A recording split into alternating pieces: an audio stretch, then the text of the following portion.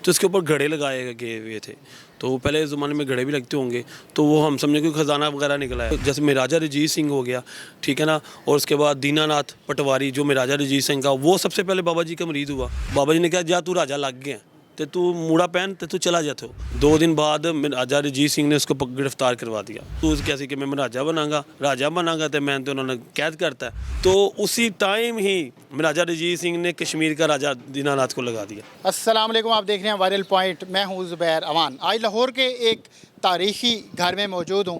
इसकी तारीख़ कुछ यूँ है कि मेरे अक़ब में आपको एक मज़ार दिखाई दे रहा होगा। ये जो बुज़ुर्ग हैं इन्होंने बहुत सारे यहाँ पे मुरीद किए। तकरीबन इस घर को 400 साल हो चुके हैं और इसकी जो तारीख़ है वो भी उसी वक्त से शुरू होती है। फिर इन्हीं बुज़ुर्गों के एक मुरीद थे अंग्रेज़, जिनकी कब्र यहीं पे मौजूद है। वो मुसलमान हुए, फिर उनकी ये ख्वाहिश थी कि उन्हें बरतानिया भेजने के बजाय यहीं पे दफन किया जाए। तो पहले आपको हम इस साइड पर मज़ार दिखाते हैं कि आप ये मज़ार देखें इन बाबा जी का। माशाल्लाह कितना खूबसूरत मज़ार है ये। आप देखें, ये वो बुज़ुर्ग हैं जिनके इस वक्त मैं मज़ार के अंदर मौजूद हूँ। इनका ये सारा घर है, इनका ये साथ ही एक घर के अंदर ही कब्रिस्तान भी बना हुआ है। इस साइड पर जो इनके मुरीद थे, जो कि अंग्रेज़ से, जिनकी ये ख्वाहिश थी कि मुझे यहीं पे दफन किया जाए, ये आपको कब्र दिखाई दे रही होगी। अब ये कब्र आगे तक है, आगे अंदर, चूँकि ये पुराना घर है और इसी के आगे तय खाना है जहाँ तक ये कब्र है। इस साइड पर आपको और भी छोटी छोटी कब्रें दिखाई दे रही होंगी। तो इस घर के जो मालिक हैं वो मेरे साथ इधर मौजूद हैं। हम इनसे बात करते हैं और इनसे जानते हैं। शाह जी, आपका बहुत शुक्रिया, आपने हमें टाइम दिया। ये अंग्रेज़ कब से यहाँ पे दफन है? ये इनको तकरीबन हो गया 300 साल हो गए। हाँ जी। तो ये जो से थे बाबा जी के बेटे के मरीद थे, तो इन्होंने बाबा जी के ना, बाबा जी इधर उनके बाहर बैठे हुए थे, मूड़े पे हुक्का पी रहे थे ना, ये परेड पे था। जब ये परेड पे था तो इसने ना, इसको तलब हुई हुक्के की या नशे की, जो भी तलब हुई, तो इसने ना बाबा जी का हुक्का पी लिया। तो उसके बाद बाबा जी ने जो हुक्का पिया, बाबा जी ने कहा कि ना तुम हुक्का ना पियो। तो बस इसने ना ज़बरदस्ती हुक्का पी के तो परेड पे चला गया। उसके बाद ये मलंग टाइप बन गया, उसको मिर्गी का दौरा पड़ा। जब इसको उठा के बाबा जी के पास लेके आए गए तो फिर बाबा जी ने कहा कि तुम्हें मैंने कहा था ना हुक्का ना पी। तो ये फिर बाबा जी का ताबे हो गया।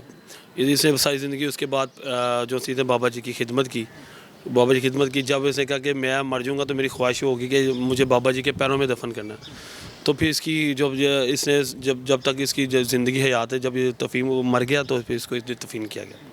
अब शाह जी, तकरीबन 400 साल पुराना घर है।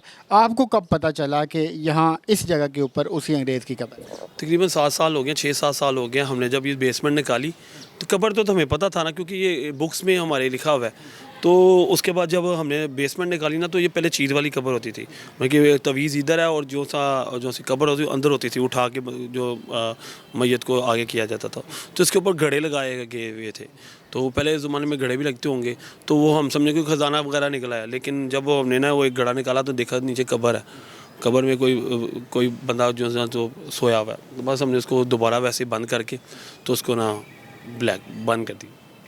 आपने शाह जी मुझे ऑफ द रिकॉर्ड ये भी बताया था कि जो उस दौर के सिख, हम उन्हें रहनुमा कह लें या फिर राजे कह लें, वो भी इन्हीं बुज़ुर्गों के मुरीदान में शामिल थे। जी जी बिल्कुल। ये बाबा जी फजल हुसैन शाह साहब के जो से थे ना सिख, जैसे महाराजा रंजीत सिंह हो गया, ठीक है ना, और उसके बाद दीनानाथ पटवारी जो महाराजा रंजीत सिंह का, वो सबसे पहले बाबा जी का मरीद हुआ, ठीक है।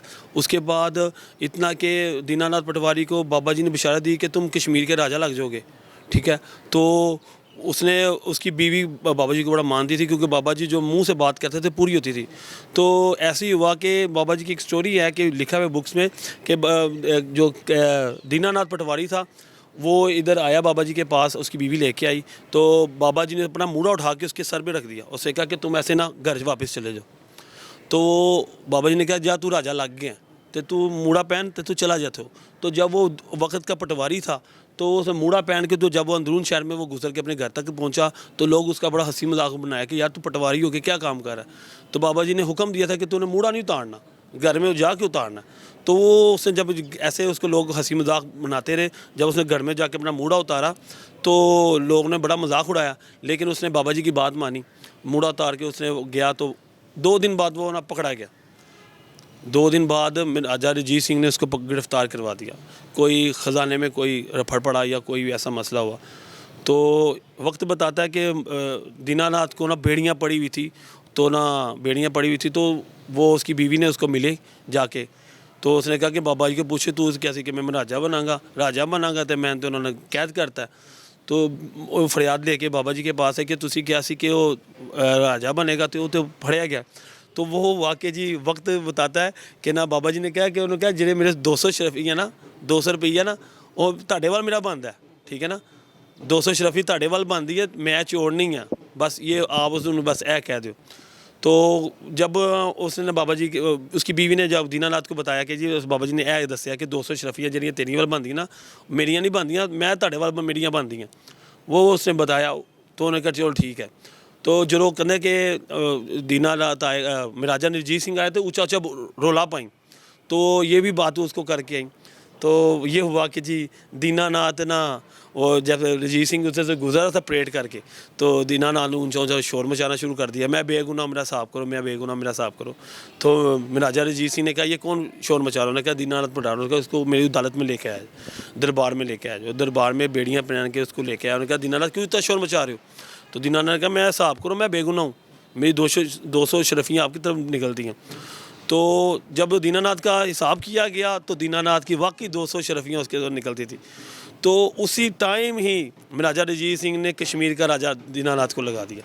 वाह वाह वाह वाह वाह वाह वाह वाह। तो आपने शाह जी एक और मुझे बात बताई कि डॉक्टर अल्लामा मोहम्मद इकबाल साहब इसी घर में ट्यूशन वगैरह पढ़ने आया करते थे। जी बिल्कुल, आपको ये हमारे सारे इधर सैयद सरदार फैमिली है, और आप जितने भी हाई इसमें पोस्ट में हैं, जितने भी इस घर से फैज़ करके गए हैं, उनके औलाद इनकी जो सी है बाबा जी की सारी इस टाइम पाकिस्तान की हाई पोस्ट में है। तो जो अल्लामा इकबाल साहब थे जो, क्योंकि हमारे घर में डॉक्टर भी हैं, प्रोफेसर भी हैं, जज भी हैं, ठीक है, और आर्मी में भी हैं। तो जो प्रोफेसर हाफिज़ उमर दराज से वो जीसी कॉलेज के जो से थे प्रोफेसर थे, वो फ़ारसी पढ़ाते थे। जो अल्लामा इकबाल साहब थे वो इस घर में आते थे, लाहौर शहर था तो लाहौर में आके ना हाफिज़ उमर दराज साहब से ना ट्यूशन भी पढ़ते थे और फ़ारसी भी सीखते थे और शेर व शायरी भी सीखते थे। बहुत शुक्रिया शाह जी आपका, आपने हमें टाइम दिया। ये थी आज की इन्फॉर्मेटिव वीडियो, उम्मीद करता हूँ आपको पसंद आई होगी। मिलना किसी नई वीडियो में। अल्लाह हाफ़िज़।